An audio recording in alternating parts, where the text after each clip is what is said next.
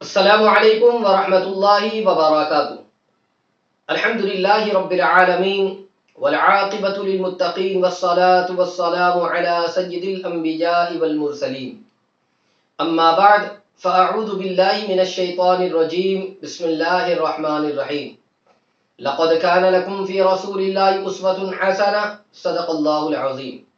الصلاة والسلام علیک یا رسول اللہ وعلی آلک و اصحابک یا حبیب اللہ صلی اللہ تعالی علیہ وسلم۔ ناظرین محترم، آج کا ہمارا درس نمبر 5، ایپیسوڈ نمبر 42۔ گزشتہ ایپیسوڈ میں آقا دو جہاں نور مجسم صلی اللہ تعالی علیہ وسلم کے دست اقدس کے حوالے سے اللہ تبارک و تعالیٰ نے اس میں جو برکتیں رکھی ہے ان تمام چیزوں کے حوالے سے آپ نے سماعت کیا۔ آج بھی انشاءاللہ العظیم آقا دو جہاں صلی اللہ علیہ وسلم کے دست اقدس کے حوالے سے آپ اہم باتیں سماعت کریں گے اور اپنی معلومات میں اضافہ بھی کریں۔ آقا علیہ الصلوۃ والتسلیم جس چیز کو چھو لے، سبحان اللہ، وہ کمال اور وہ خوبی اللہ تبارک و تعالیٰ نے آپ کے دست اقدس میں رکھی ہے۔ آپ اس روایت سے اندازہ لگائیے کہ میرا آقا علیہ السلام کی شان کیا ہے اور آپ کے دست اقدس کی شان کیا ہے۔ غزوہ بدر میں جب حضرت عکاشہ بن محصن رضی اللہ تعالیٰ عنہ کی تلوار ٹوٹ گئی تو حضور نبی کریم صلی اللہ تبارک و تعالیٰ علیہ وسلم نے انہیں ایک سوکھی لکڑی عطا کی جو ان کے ہاتھوں میں آ کر شمشیر آبدار بن گئی۔ راوی خود بیان کرتے ہیں، فعاد سیفا فی یدہ طویل القامت شدید المتن ابیض الحدیدۃ فقال به حتی فتح اللہ تعالی علی المسلمین وَكَانَ ذَلِكَ السَّيْفُ يُسَمَّى الْعَوْنِ۔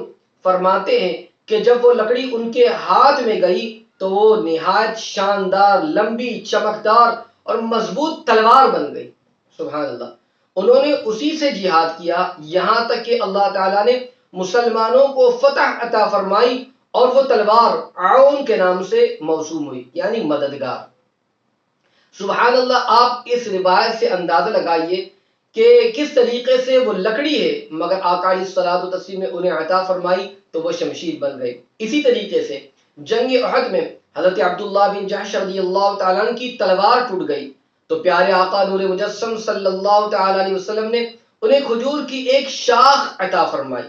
راوی فرماتے ہیں، فرجع فی ید عبد اللہ سیفا، جب وہ حضرت عبداللہ رضی اللہ تعالیٰ عنہ کے ہاتھ میں گئی تو وہ نہایت عمدہ تلوار بن گئی۔ سبحان اللہ، کھجور کی شاخ دست اقدس سے جب عطا کی گئی تو وہ شمشیر بن گئی، وہ چمکدار تلوار بن گئی۔ سبحان اللہ، میرے پیارے آقا علیہ الصلوۃ والتسلیم کے پیارے دیوانوں، ان روایات سے پتہ چلتا ہے کہ کمال اس لکڑی یا اس شاخ میں نہیں تھا بلکہ کمال تو ان ہاتھوں میں تھا جن ہاتھوں نے اسے چھو لیا تھا۔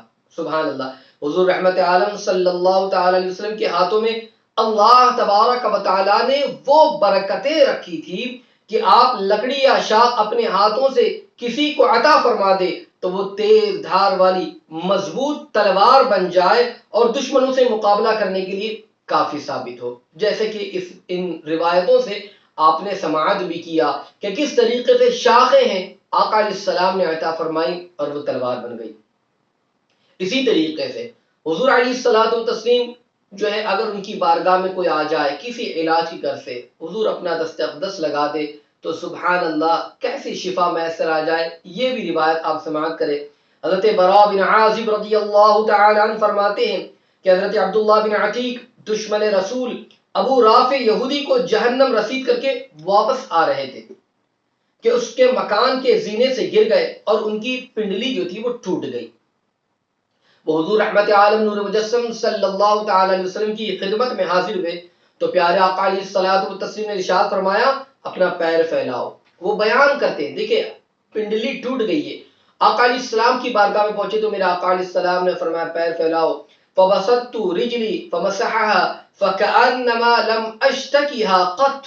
فرماتے ہیں میں نے اپنا پیر پھیلا دیا، حضور صلی اللہ علیہ وسلم نے اس پر اپنا دست شفا پھیرا، آپ کے دستے کرم کے پھیرتے ہی میری پنڈلی ایسی درست ہو گئی گویا کبھی وہ ٹوٹی ہی نہ تھی۔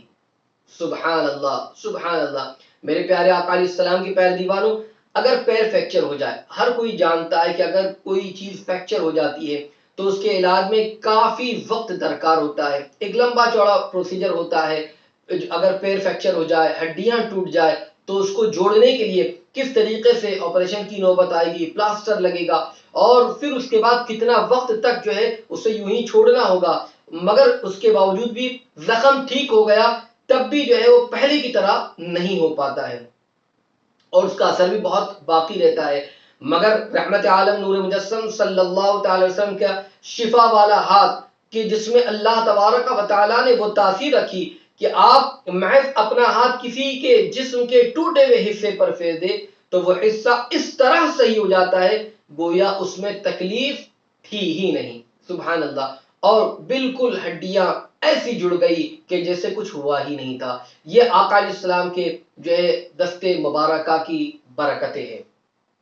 اور حضور کی بارگاہ میں صحابہ پہنچ جایا کرتے، جو کوئی مسئلہ ہوتا پہنچ جایا کرتے۔ اب دیکھیں کہ کس طریقے کی کیفیت، اللہ اکبر، حضرت ابو ہریرہ رضی اللہ المولا تبارک و تعالی بیان فرماتے کہ میں نے عرض کیا یا رسول اللہ صلی اللہ علیہ وسلم، میں آقا علیہ السلام سے بہت کچھ سنتا ہوں مگر بھول جاتا ہوں۔ حضور تاجدار مدینہ صلی اللہ تعالی علیہ وسلم نے فرمایا اپنی چادر پھیلاؤ۔ میں نے پھیلا دی، آقا علیہ السلام نے لب بھر بھر کر اس میں ڈال دی اور فرمایا اسے سینے سے لگا لو، اور میں نے ایسا ہی کیا۔ اس کے بعد میں کبھی کچھ نہیں بھولا، سبحان اللہ۔ میرے آقا علیہ السلام کے پیارے دیوانوں، حضرت ابو ہریرہ رضی اللہ تعالیٰ نے صرف اتنا دیکھا کہ حضور علیہ السلام نے اپنے ہاتھوں میں کچھ لے کر ان کی چادر میں ڈالا اور ان سے فرمایا اپنے سینے سے لگا لو۔ ہاتھوں میں کیا لیا تھا اور آقا علیہ السلام نے کیا دیا، یہ اللہ اور اس کے رسول صلی اللہ علیہ وسلم ہی بہتر جانتے ہیں، مگر اس سے یہ اندازہ ہو گیا کہ حضور علیہ السلام کو اللہ تعالی نے وہ طاقت عطا فرمائی ہے کہ آپ ظاہری اور باطنی بیماریوں کو دفع فرما سکتے ہیں۔ یادداشت کمزور ہے، جو سنتے بھول جاتے ہیں، آقا علیہ السلام نے وہ عطا فرمایا کہ سینے سے لگانے کے بعد اب اس کے بعد کبھی ایسا معاملہ پیش نہ آیا کہ کبھی کوئی بھولنے کی نوبت آ گئی ہو۔ گویا کہ ظاہری طور پر بھی شفا مل رہی ہے، باطنی بیماریوں سے بھی شفا میسر آ رہی ہے۔ یہ پیارے آقا علیہ السلام کے دستہائے اقدس کی برکتیں ہیں۔ اسی طریقے سے پیارے آقا علیہ السلام کی انگلیاں مبارکہ کا کیا کہنا، سبحان اللہ۔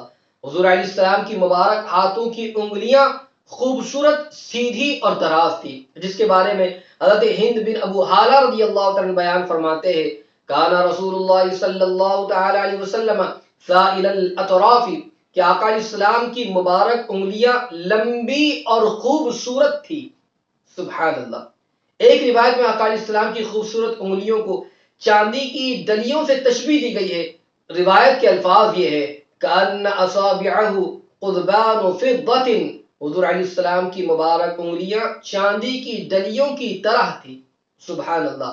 اور انگلیوں کی لمبائی اور چوڑائی کے حوالے سے حضرت میمونہ بنت کردم رضی اللہ عنہا بیان فرماتی ہے کہ میں نے رسول اللہ صلی اللہ تعالی علیہ وسلم کے ساتھ حجۃ الوداع کے موقع پر جب میں گئی، میں نے حضور علیہ السلام کے انگوٹھے کے ساتھ شہادت والی انگلی کی لمبائی دیکھا کہ وہ باقی سب انگلیوں سے دراز ہے، اور حضور علیہ السلام کی انگلیوں کے بارے میں دوسری جگہ روایت ہے کہ شہادت والی انگلی درمیانی انگلی سے لمبی تھی، درمیانی انگلی شہادت والی سے چھوٹی، اور چنگلیاں اور بیچ کی انگلی کے درمیان والی انگلی درمیانی انگلی سے چھوٹی تھی۔